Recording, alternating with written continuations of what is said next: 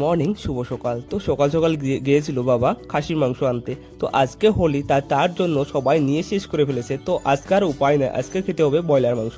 তো তার জন্য আজকে বানাবো ব্রয়লার মাংস রেসিপি। তো আপনারা ভালোভাবে দেখতে থাকুন, আর নতুন থাকলে চ্যানেলটাকে সাবস্ক্রাইব করে পাশে থাকুন। Thank you. তো এখানে ভালোভাবে মশলাটাকে ভেজে নিয়ে এখানে হলো লবণ আর হলো পেস্ট, এইসব দিয়ে ভালোভাবে নাড়াচাড়া করে নিয়ে মাংসগুলোকে ভালোভাবে ছেড়ে দিচ্ছে।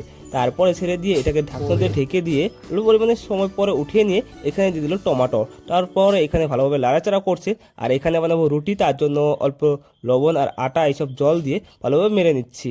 তারপরে এখানে আমাদের মাংসগুলো খুব ভালোভাবে হয়ে যাচ্ছে। তারপর জল দিয়ে মাংসের তরকারিতে এখানে দিয়ে দিব অল্প ধনিয়া পাতা। তারপরে ধনিয়া পাতা দেওয়ার পর তরকারিটাকে ভালোভাবে নামিয়ে নিচ্ছি।